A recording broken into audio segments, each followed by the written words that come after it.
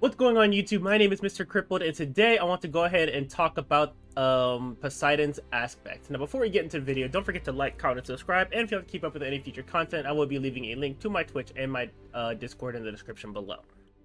Now, Poseidon's aspect is very strong, and similar to the Cerberus video, I'll be going over what the aspect does, how to use it, a pretty decent build, and where I feel like it falls in the game's current meta. Now, so what the aspect does is it makes it to where his autos will always do will always have the 2 additional side waves, and it makes it to where your 2 will no longer affect your 1, giving you the 2 extra waves. Instead, now it will cause your 1 to do basic attack damage as well.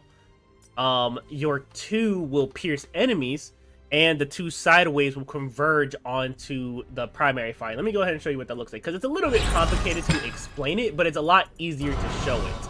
So, with the aspect turned off, right, you can see that his basic attacks are pretty normal, and the 1 is normal, right? This is with the aspect turned off. And then when you pop your 2, now you get these little side waves, and your 1 has 2 additional waves off the side, right? Which is okay, it's nice, but in most cases, you're not going to hit somebody with 2 unless you're, with all of them, unless you're right on top of somebody, and in a sniping situation, it can be a little bit annoying to dodge, but it's not the best, right? But with the aspect turned on, as you can see, there's a visual change. Your trident is now glowing, and the side waves will always come out. And when you activate it, this will now pierce enemies, and they all converge onto one spot. And all of this does basic attack damage, right? And then, as you can see, the 1 no longer has the 2 split waves.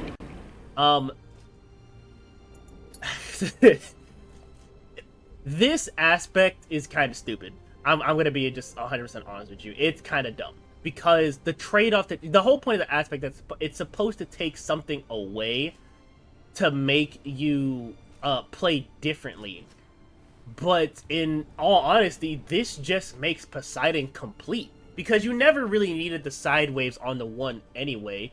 Basic attack damage is already kind of crazy when building intelligence, and then having an aspect that kind of reinforces that without taking away any of his other damaging options is kind of crazy.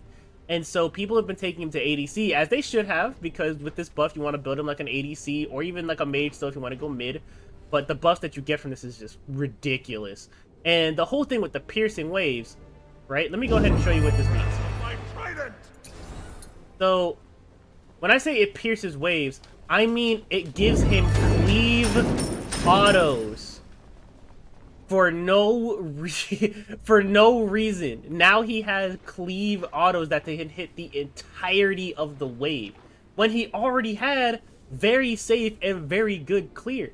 So now he can clear the wave very safely, and then he can go to the back camps and back waves and clear those fairly quickly as well, right?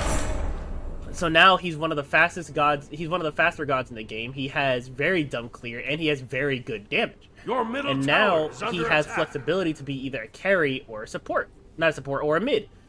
And he still has this this team fighting ult that hits extremely hard, and then now you don't have to be completely reliant on hitting your kit. Oh, I missed this. Oh, I missed this. Well, now you're going to get nuked down by this instead. Congratulations. You have to deal with all this damage.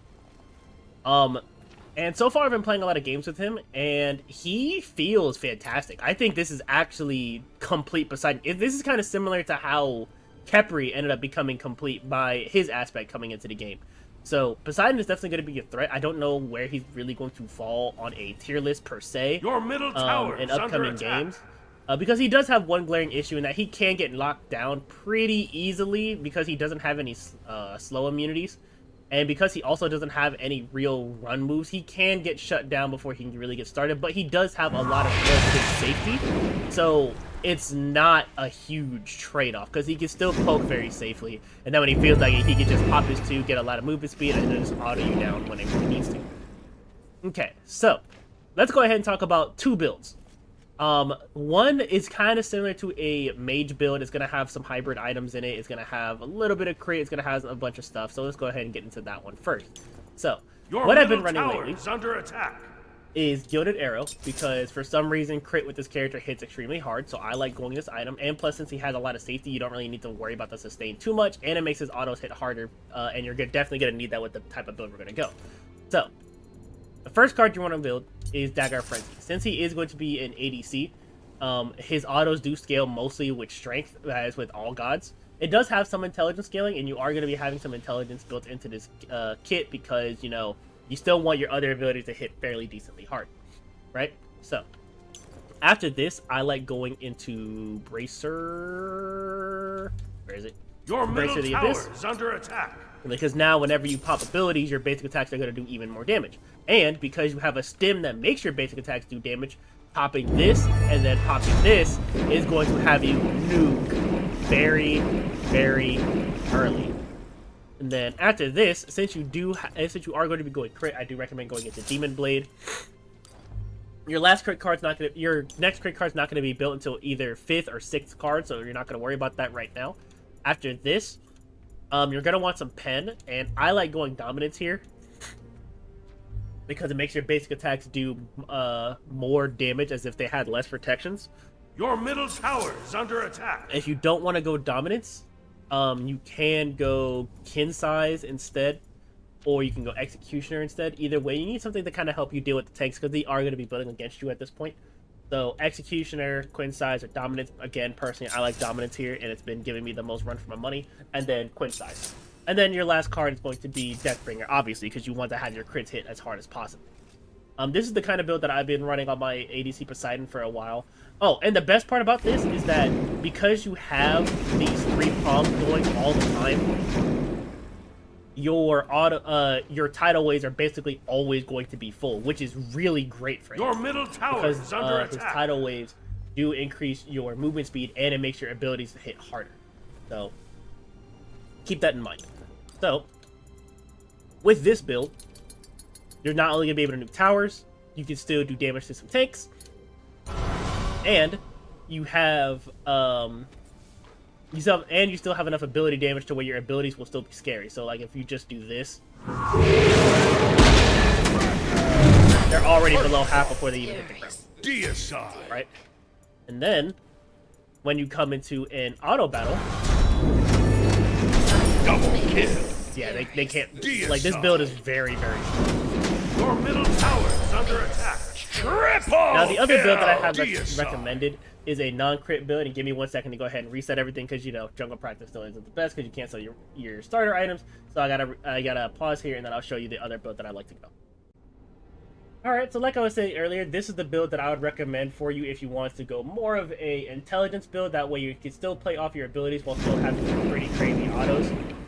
Keep in mind for Your the middle starter tower is under is attack. interchangeable. I run this starter if I'm going to go mid, just so it can help with my clear. If I'm going carry, I'll probably go Death's Toll or Death's Embrace. That way I can have some mana sustain and some health sustain, because you are going to need a little bit of that. But if you don't, if you're completely fine with just nuking, then Conduit Gem is definitely the best way to go. So, why this build is so good is because your autos will still hit really hard. You will still do a lot of ability damage. You can basically 100 to 0 somebody with your ability combos, and you can still fight back once your abilities are down. So, Your in a scenario, middle let's tower just say is you're under bad, attack. you miss this, you can still pop this, and do a Slay pretty an enemy. decent amount of damage. Deicide. As you see, you can still do a lot of damage with this build.